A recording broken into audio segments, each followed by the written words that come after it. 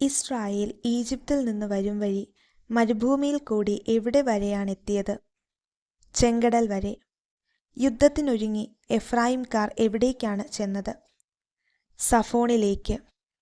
ആരാണ് ജെഫ്തായ്ക്ക് ശേഷം ഇസ്രായേലിൽ ന്യായപാലനം നടത്തിയത്? ഇബ്സാൻ. എത്ര പേരെയാണ് ഫിലിസ്തീയർ സാംസന് തോഴരായി കൊടുത്തത്? 30 പേരെ. ഏതു പട്ടണം കൊള്ളയടിച്ചാണ് സാംസൺ കടങ്കഥ പറഞ്ഞവർക്ക് വിശേഷ വസ്ത്രങ്ങൾ കൊടുത്തത്? അഷ്കലോൺ. സാംസൺ സ്വൈരണിയെ കണ്ടുമുട്ടിയത് എവിടെ വച്ച്? ഗാസായിൽ വച്ച്. ഉണങ്ങാത്ത പുതിയ 7 ഞാൺ കൊണ്ട് സാംസനെ ബന്ധിച്ചതാര്? ദലീല.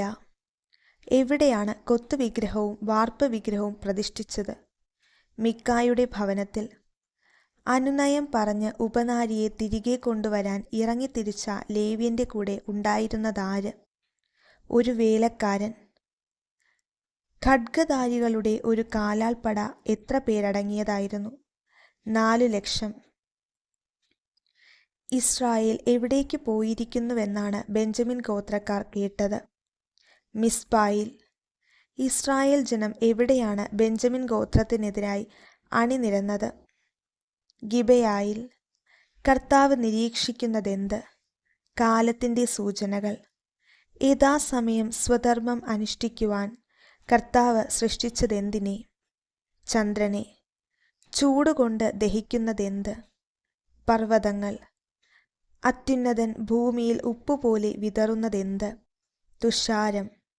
മഹത്വത്തിൽ അവനു സമനായി ആരുമില്ല. അവൻ ആര്? അബ്രഹാം. തൻ്റെ മഹത്വത്തിൻ്റെ ഭാഗികമായ ദർശനം കർത്താവ് നൽകിയതാർക്ക്? മോശയ്ക്ക്. അവൻ ദൈവഭക്തിയിൽ തീക്ഷ്ണതയുള്ളവനായിരുന്നു. ജനം വഴിതെറ്റിയപ്പോഴും അവൻ ഉറച്ചുനിന്നു. അവൻ ആര്? ഫിനെഹാസ്. ഉന്നതനായ കർത്താവ് എങ്ങനെയാണ് ജോഷ്വയ്ക്ക് ഉത്തരമരുളിയത്? ശക്തമായ കന്മഴ അയച്ച്.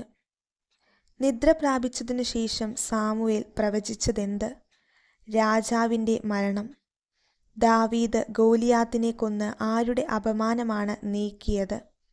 ജനത്തിൻ്റെ അപമാനം. ആരുടെ ഭരണകാലം സമാധാനപൂർണമായിരുന്നുവെന്നാണ് പ്രഭാഷകൻ എഴുതുന്നത്? സോളമൻ്റെ ഭരണകാലം. ആരാണ് പാനപാത്രത്തിൽ മുന്തിരിച്ചാറെടുത്ത് ബലിപീഠത്തിന് ചുവട്ടിൽ ഒഴുക്കിയത്? ശിമയോൻ. സൗഖ്യമാക്കപ്പെട്ട 10 കുഷ്ഠരോഗികളിൽ നന്ദി പറയാനായി യേശുവിൻ്റെ അടുക്കൽ തിരിച്ചു വന്നവൻ ഏതു ദേശക്കാരനായിരുന്നു? സമരിയാക്കാരൻ. ഫരിസേയൻ്റെയും ചുങ്കക്കാരൻ്റെയും ഉപമയിൽ കൂടുതൽ നീതീകരിക്കപ്പെട്ടവനായി വീട്ടിലേക്ക് മടങ്ങിയതാര്? ചുങ്കക്കാരൻ. ദൈവരാജ്യത്തിനു വേണ്ടി വീടിനെയോ ഭാര്യയോ സഹോദരന്മാരെയോ മാതാപിതാക്കളെയോ സന്താനങ്ങളെയോ ഉപേക്ഷിക്കുന്നവർക്ക് വരാനിരിക്കുന്ന കാലത്ത് ലഭിക്കുന്നതെന്ത്? നിത്യജീവൻ. 3-ാമത്തെ പീഡാനുഭവ പ്രവചനത്തിൽ മനുഷ്യപുത്രൻ ആർക്ക് ഏൽപ്പിക്കപ്പെടും എന്നാണ് യേശു പ്രവചിച്ചത്? വിജാതിയർക്ക്. ജെറുസലേമിൽ പ്രവേശിക്കുന്നതിന് തൊട്ടു മുൻപായി യേശു വിശുദ്ധ ലൂക്കായുടെ സുവിശേഷത്തിൽ അരുളി ചെയ്ത ഉപമയേത്? 10 നാണയത്തിൻ്റെ ഉപമ. യേശു വിലപിച്ചത് ഏതു പട്ടണത്തെ കണ്ടപ്പോഴാണ്? ജെറുസലേം. മുന്തിരിത്തോട്ടത്തിൻ്റെയും കൃഷിക്കാരുടെയും ഉപമയിൽ ഉടമസ്ഥൻ തോട്ടം ആരെ ഏൽപ്പിച്ചിട്ടാണ് പോയത്? കൃഷിക്കാരെ. ഗുരു, നീ ശരിയായി സംസാരിക്കുന്നു എന്ന് യേശുവിനോട് പറഞ്ഞതാര്? നിയമജ്ഞരിൽ ചിലർ. ഭീകര സംഭവങ്ങളോടൊപ്പം അവസാന നാളുകളിൽ ആകാശത്തു നിന്ന് എന്തുണ്ടാകും? വലിയ അടയാളങ്ങൾ.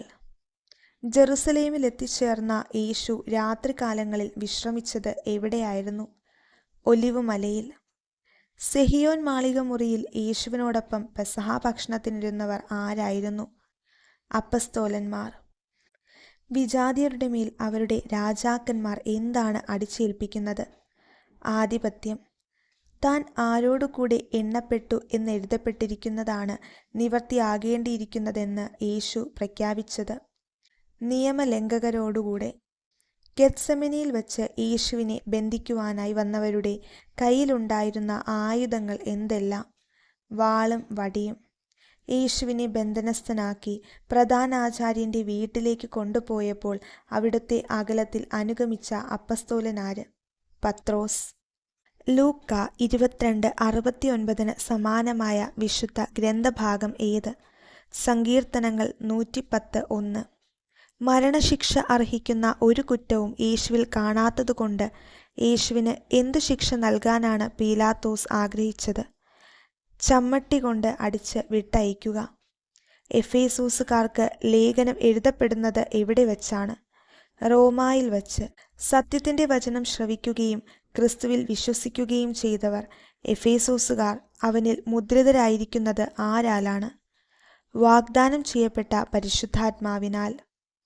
അനുസരണക്കേടിന്റെ മക്കളിൽ പ്രവർത്തിക്കുന്ന അരൂപി ഏത്? അന്തരീക്ഷ ശക്തികളുടെ അധീശൻ. ആത്മാവിന്റെ ഐക്യം നിലനിർത്തേണ്ടത് എന്തിലാണ്? സമാധാനത്തിന്റെ ബന്ധത്തിൽ. ആർക്കവസരം കൊടുക്കരുതെന്നാണ് എഫേസോസ് 4:27 കാണുന്നത്? സാത്താന്. എഫേസോസ് 5:3 നാം വർജിക്കേണ്ടതായി പറയുന്ന തിന്മകൾ ഏതെല്ലാമാണ്? വ്യഭിചാരം, അശുദ്ധി, സത്യാഗ്രഹം. ആരും ഒരിക്കലും വെറുക്കുന്നില്ലെന്ന് പൗലോസ് പറയുന്നതെന്ത്? സ്വന്തം ശരീരത്തെ. തിന്മയ്ക്കെതിരെയുള്ള പോരാട്ടത്തിൽ അരമുറുക്കേണ്ടത് എന്തുകൊണ്ടാണ്? സത്യം കൊണ്ട്. എഫേസോസ് 6:15 സമാനമായ വചനഭാഗം ഏത്? ഏശയ്യ 52:7.